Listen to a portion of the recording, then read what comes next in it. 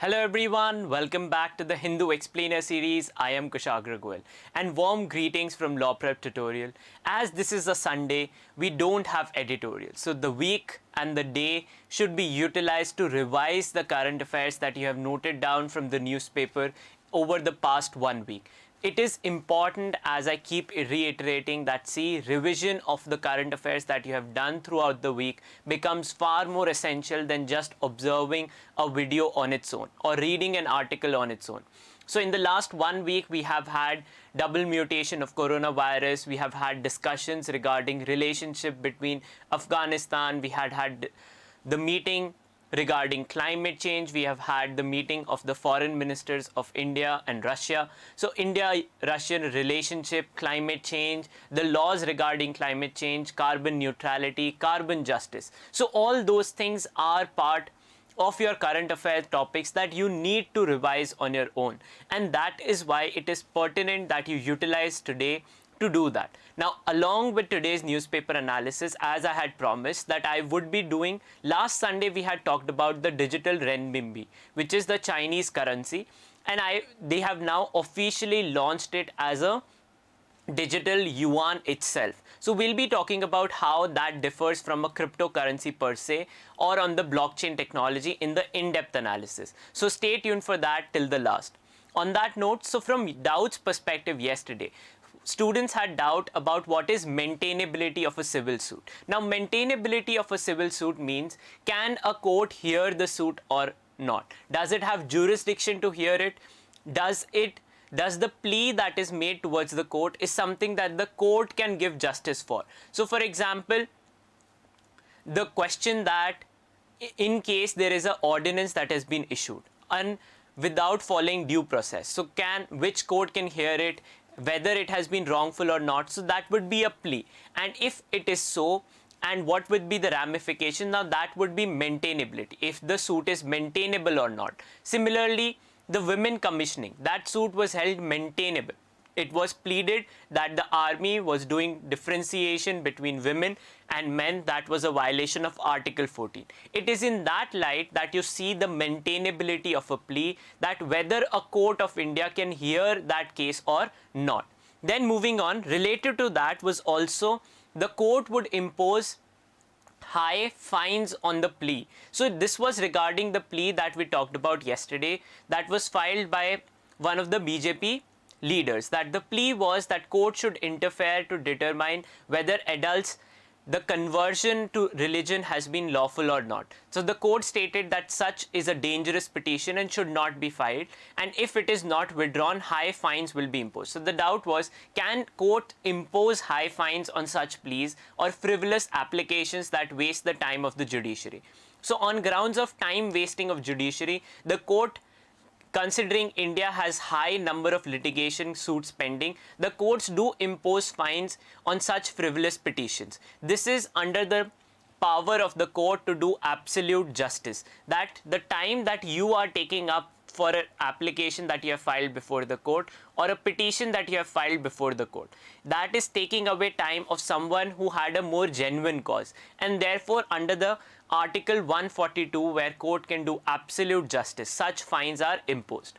Then moving on, another issue was regarding live streaming of Supreme Court decisions. Now the question is, does this amount to a violation of privacy of the petitioner and the defendants or the applicants, appellants? Now in regard to that, a case that is heard in the Supreme Court of India has already been appealed at multiple levels, that is subordinate courts, then High Court, and then Supreme Court. Most of the cases are determined whether they are reportable or not. So the facts of such cases are anyway available. At the same time, certain constitutional benches, the Supreme Court is also the court of question of law. It hears matters which are related to question of law also. So that law affects everyone in the country, even if the premise is on only one fact. So for example, the Keshwanand Bharti case, it was a case between a mutt and the Union of India, but it affected the right to right to property and compensation of all the people, and therefore it was important for everyone. It is in that light that live streaming of Supreme Court proceedings should be done. It is done across the globe. For example, the United States Supreme Court does it all the time. Therefore, such petitions, not having access to such petitions is actually a violation of transparency and of denying access to justice to those who want to understand law or also understand the way law functions. So therefore, live streaming is actually a step towards transparency in the process of justice, and therefore the E Committee of Supreme Court headed by Justice Chandrachud has been working towards to get all of us the access to the proceedings of the Supreme Court. Then moving on, another doubt was related to the Prince Hamza controversy that erupted in Jordan. Now, because there is a profile of Prince Hamza today, we'll be talking about that today itself. On that note, let's begin with analysis. So on the left hand side, the vaccinations crossed 10 crore mark despite a recent dip in doses. So India, a lot of states across the country are suffering from shortages, not only of vaccines, but also a shortage of the medicines that are required for treatment of COVID patients. So vaccination is for those who have either been affected or those who want to prevent themselves from getting affected. But what about the rising number of cases of those who have already been affected, the active cases of COVID-19? So in that light also, there is now a shortage. Therefore, the more people follow the guidelines to prevent precaution against COVID-19, the less will be the strain on the health infrastructure of the country. Then during the fourth phase elections in West Bengal, violence erupted at different places, specifically at Cooch Behar, and the Election Commission has ordered repolling at certain booths, and at the same time police had to fire because people were either trying to attack the central forces or attack the property, that is the EVMs that were being used for the election process. To protect them, this was done. Then moving on, pictures from the lockdown that has now been imposed in Mumbai on the weekends, and on the left hand side, the growing number of Irrawaddy dolphins in the Chilika Lake of India. So anytime wildlife conservation efforts are highlighted or they are on a rise, it is a collective assistance of not only the ecosystem but also of us who affect it in negative or positive way. So this is a positive news. Then turning to the other national news, nothing of real note for us apart from how the Chief Minister of Delhi is ruling out lockdown as of now, but strict curbs have now been imposed in the city of Delhi. Apart from that, turning to the talks between India and China. So India and China agreed yesterday regarding further disengagement. However, this was only a plan that, see, we will not have a hot engagement, and the disengagement till now has only taken place at the Pangong Tso Lake. The conversation is now towards reducing the tension at the Dogra Heights and other related areas on the LAC. We have already done an in-depth analysis of the disengagement, and therefore it is something that is part of your current affairs and you should not skip it. Then on the left hand side, Indian Air Force, because it is suffering from shortage of refueling tankers for aircrafts, has now decided to lease some. So that is the plan that is now in pipeline. Indian Air Force right now possesses Russian IL-78 tankers. 6 of them are in service with the Indian Air Force. There was a plan to procure more. However, because that has not fructified till now, Indian Air Force will be taking these things on lease. Now, the policy of leasing or procuring equipments on lease from different countries is something that was approved very recently in 2020 only. So this facility that instead of buying something, you could take it from another military which does not need it for a lease time period is something that was approved in the Defence Acquisition Procedure of 2020. And the Indian Air Force plans to lease out more aircraft tankers under the same policy. Then moving on, General M.M. Narawane was in visit in Bangladesh and met with the army officers of the Bangladesh army. This is a sign of strengthening of overall diplomatic relations between India and Bangladesh. As we know that this year is the 50th anniversary of Bangladesh liberation, and therefore the overall contribution of Indian forces in the liberation of Bangladesh is something that needs to be noted down and is part of the current affairs in general, that the independence of Bangladesh along with the celebrations surrounding it become important for your current affairs in this perspective. Then moving on, apart from on this front, Supreme Court hears plea to decriminalize begging. So this is regarding the acts in India in different states, specifically for example under the Bombay Prevention of Begging Act of 1959. Those who indulge in begging can be put, or the act of begging in general has been criminalized in India. The Supreme Court has now decided to hear a plea which challenges the provision of criminalization of begging. That the petition will be hearing the cases against the state of Maharashtra, Gujarat, Punjab, Haryana and Bihar. That regarding this, in India, why is this a problematic provision? So in the petition it is claimed that the choice of begging is not someone voluntarily does, but it is actually based on deprivation, and on top of someone who is already being deprived or is deprived of basic bare necessities that person has to beg for them.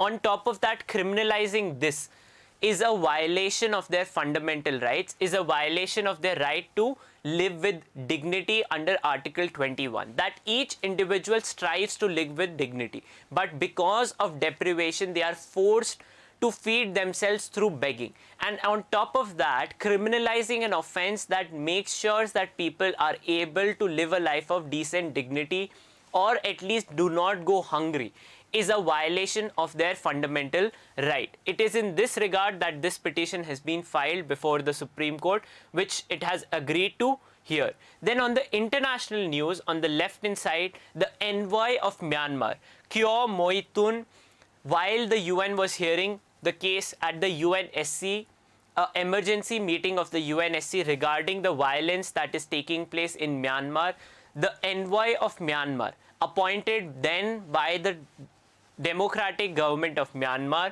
called for action by the international community to prevent more violence. While he claimed for action by the international community, the overall repression of protest by the junta or the Tatmadaw in Myanmar continues, and approximately 600 above people have already passed away during these protests. Then on the left hand side, more public pressure posturing by Iran, while the conversation between Iran and USA regarding the nuclear deal goes on. So as the position of Iran is on the JCPOA, or the Iran-US nuclear deal as it is called, that US should first revoke the sanctions and then only Iran will stop the process of towards enrichment of uranium for making weapon grade nuclear weapons, or enrichment of uranium to produce weapon grade nuclear weapons. In that regard, yesterday Iran unveiled advanced nuclear centrifuges. It is these who are used for further enrichment of uranium to produce weapon grade uranium for nuclear weapons. This was telecasted on the state broadcasting channel of Iran itself, and here President Hassan Rouhani can be seen inspecting these centrifuges. The telecast itself did not show that the process has begun, but in the official statement it was issued that the process for such, or the functioning of these centrifuges, has already begun.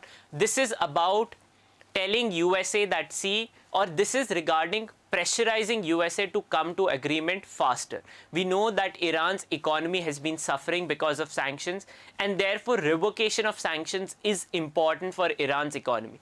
At the same time, US wants, or its position is that Iran should comply first and then sanctions will be revoked. So these posturings or telecast is to tell the world that, see, we are actually very serious about our threat of creating nuclear weapons, and therefore you should comply with us earlier. So this, all of these updates from the international news keep the issue of Iran versus USA or the nuclear deal in spotlight, and therefore it becomes important for us to be aware of these changes. And then more update from Yemen. In the last city, that is the Marib city of Yemen, which is now under attack by the Houthi rebels that are backed by Iran in Yemen, is the city is now under attack. Some territory of the city has already been taken over by the Houthi rebels.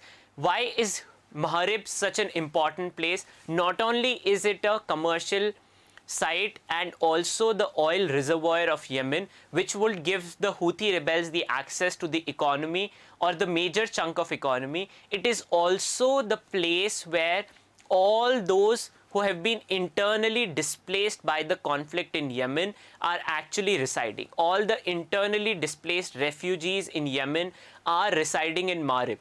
And if the Houthi rebels move into Marib, those refugees who have earlier escaped to save their lives will once again be at risk. Yemen is already the world's largest humanitarian crisis because of the war that is going on vis-a-vis the Houthi rebels, which shows no sign of any ceasefire. And at the same time, if the city of Marib falls, the humanitarian crisis will only aggravate further. So therefore, this becomes an important issue.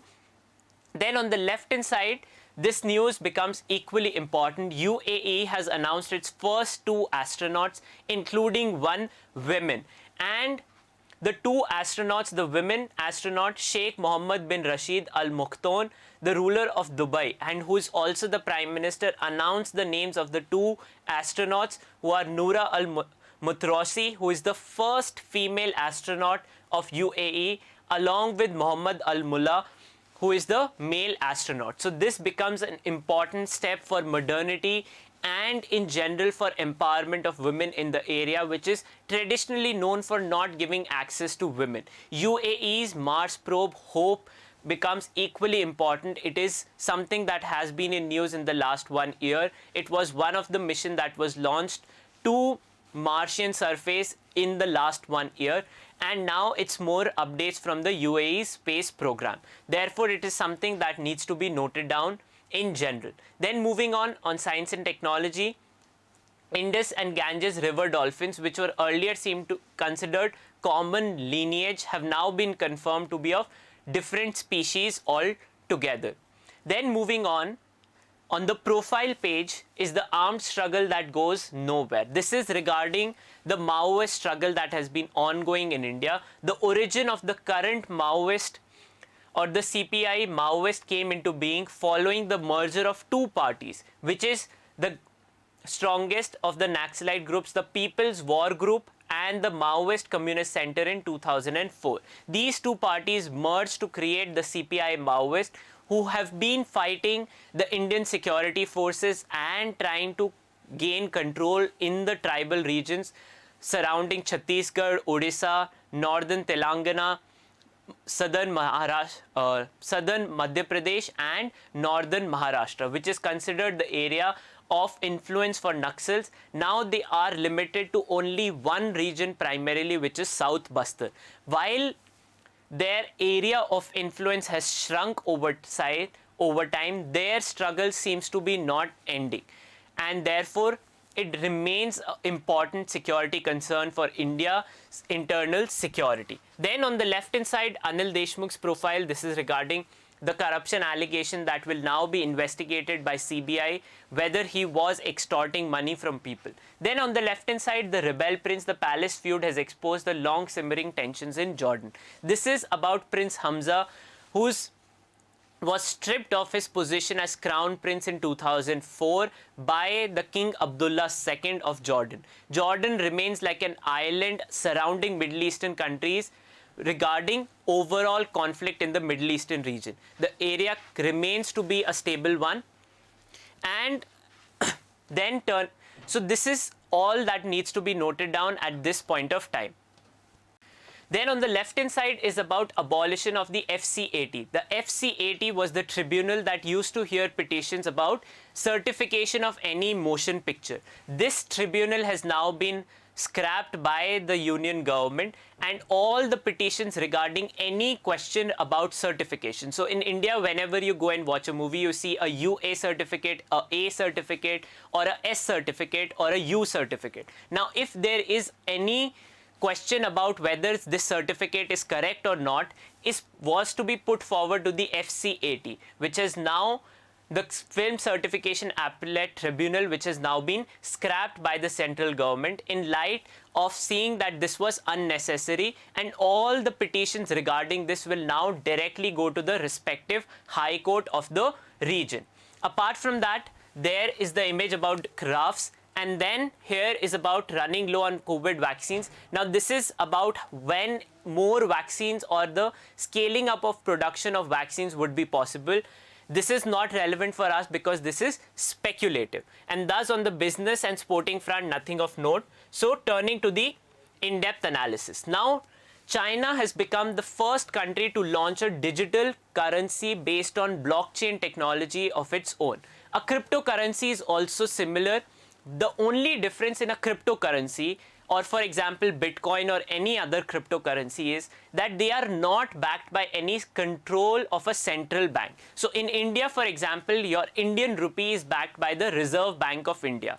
Now Chinese digital currency, which is digital yuan, is backed by the Chinese central bank. However, it is based on the blockchain technology. So the only difference is, in a normal cryptocurrency, you replace your own country's currency, for example rupee, US dollar, sterling pound, to buy a cryptocurrency that is not backed by any one central bank. It is based on the market forces. Whereas China, what it has done is to promote digital transactions, has now converted its own physical currency into a digital format. The only difference now will be that it will provide, as the Chinese bank stated, controllable anonymity. All right. And on that note, I conclude for the day. Thank you so much and see you all tomorrow.